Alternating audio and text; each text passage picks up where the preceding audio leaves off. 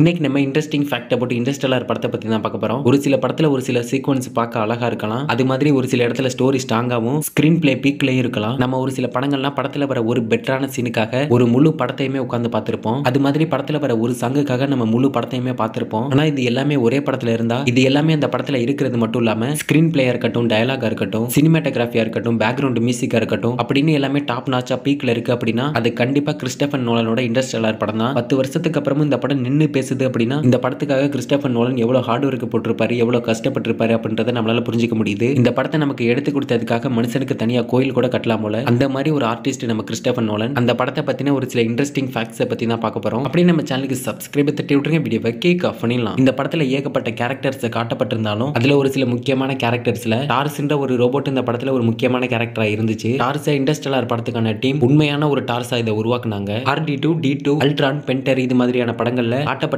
AI கேரக்டர்ஸ்லாம் வித்தியாசமா இருக்கும். அந்த ஏஐ கேரக்டர்ஸ்லாம் மனிதனை பத்தி புரிஞ்சுக்கிற அளவுக்கு கூட அதால சுயமா யோசிக்க முடியாது. ஆனா இன்டர்ஸ்டெல்லார் படத்துல டார்ஸ் அப்படி இல்லாம மத்த ஏஐ ரோபோட்ஸ் இல்லாம டார்ஸ் அப்படியே அதுக்கு ஆப்போசிட்டா இருந்துச்சு. அதால கிட்டத்தட்ட மனுஷங்க மாதிரியே சுயமா சிந்திச்சு செயல்பட முடியும். இதனால டார்ஸ் இந்த படத்துல தனித்துவமா தெரிஞ்சிச்சுன்னு கூட சொல்லலாம். இந்த டார்ஸ் ரோபோட்டுக்கு பில் இர்வின் அப்படின்றவர் தான் இந்த ரோபோட்டுக்கு வாய்ஸ் கொடுத்தது. இந்த படத்துல டாக்டர் கிரிப்தோன் 2 விதமான சயின்ஸ் பத்தி விளக்கி இருப்பாரு. தியரட்டிக்கல் பிசிக்ஸ்க்காக நோபல் பிரைஸ் வாங்கின டாக்டர் கிரிப்தோன் படத்துல 2 அறிவியல் விதிகளை பத்தி விளக்கி இருப்பாரு. படத்துல காட்டப்பட்ட எல்லாமே லாஸ் ஆஃப் பிசிக்ஸ்க்கு கீழே தான் காட்டப்பட்டிருக்கும். அது மட்டும் இல்லாம இந்த படம் ஒரு சயின்டிஸ்டோட பாயிண்ட் ஆஃப் வியூல இருந்து இந்த படத்தை எடுக்க நினைச்சிருந்தாரு அப்படின்னா அவரோட மனசுல என்ன இருக்குமோ அதை தான் நோலன் இந்த படத்துல காட்ட நினைச்சாரே தவிர மத்த டைரக்டர் ரைட்டர் மாதிரி அவர் என்ன நினைக்கிறாரோ அதை மட்டும் இந்த படத்துல காட்ட விரும்பல. இதுவும் நோலன் கிட்ட இருக்கிற ஒரு தனி ஸ்பெஷல் டேலண்ட் தான். தியரட்டிக்கல் பிசிக்ஸ் ஆனது டாக்டர் கிரிப்தோன் இந்த படத்துல வர கேரக்டர்ஸ் எல்லாம் ஒளியோட வேகத்தை விட அதிகமா பயணிக்க வேணாம் அப்படின்ற ஒரு கான்செப்ட நோலன் கிட்ட இதை பத்தி தெளிவா விளக்குறதுக்காக மட்டுமே கிட்டத்தட்ட 2 வாரத்துக்கிட்ட ஆயிடுச்சான். அப்ப யோசிச்சு பாருங்க நோலன் அவரோட மைண்ட் செட்ல எவ்வளவு ஸ்ட்ராங்கா இருந்திருப்பாருன்னு. நோலனோட இந்த மைண்ட் செட்டை மாத்துறதுக்காக டாக்டர் கிரிப்தோன் எவ்வளவு கஷ்டப்பட்டிருப்பாரு. இந்த மாதிரியான ஏகப்பட்ட சின்ன சின்ன கஷ்டங்களை தாண்டி தான் இந்த படம் நம்ம கண்ணுக்கு இவ்வளவு அழகா தெரியுது. அடுத்தபடி அந்த படத்துக்கு பேக்ரவுண்ட் மியூசிக் போட்ட ஹான்ஸ் ஜிம்மர். இவருக்கும் நோலனுக்குமே இந்த படத்துக்காக ஏகப்பட்ட கான்வர்சேஷன் போயிருக்கு. நோலன் ஹான்ஸ் ஜிம்மர் கிட்ட போய் இது மாதிரி நான் எடுக்க போற இன்டர்ஸ்டெல்லார் படத்துக்கான பேக்ரவுண்ட் மியூசிக் நீங்க தான் போடணும் அப்படின்னு நோலன் ஹான்ஸ் ஜிம்மர் கிட்ட சொல்ல பதிலுக்கு ஹான்ஸ் ஜிம்மரும் அவர்கிட்ட சரின்னு சொல்லிட்டு அவர் இதுக்கு முன்னாடி போட்ட 5 படத்தோட பேக்ரவுண்ட் மியூசிக் எடுத்து டிஃபரெண்டா நோலன் கிட்ட போட்டு காட்டி இதுல எது நல்லா இருக்கோ அதையே இந்த படத்தோட பேக்ரவுண்ட் மியூசிக்கா போட்டலாம் அப்படின்னு சொல்ல பதிலுக்கு நோலன் அவர்கிட்ட எதுவுமே பிடிக்கலன்னு சொல்ல அவரும் இது மாதிரி ஏகப்பட்ட மியூசிக் அவர்கிட்ட ப்ளே பண்ணி காட்டுறாரு. அவர் ப்ளே பண்ண மியூசிக் எதுவுமே நம்ம நோலனுக்கு சுத்தமா பிடிக்கவே இல்லை. அப்ப நோலன் நினைச்சிருந்தாருன்னா கண்டிப்பா அந்த நேரத்துல வேற ஒரு மியூசிக் டைரக்டரை தேடி போயிருக்க முடியும். ஆனா நோலன் அப்படி பண்ணாம ஹான்ஸ் ஜிம்மர் கிட்ட இன்டர்ஸ்டெல்லார் படத்துக்கான கதையோ ஸ்கிரிப்டோ அவர்கிட்ட சொல்லல. அதுக்கு பதிலா அவர்கிட்ட இன்டர்ஸ்டெல்லார் படத்தோட ஒரு பெரிய அங்கத்தை அவர்கிட்ட சொன்னாரு. அதுதான் டைம்.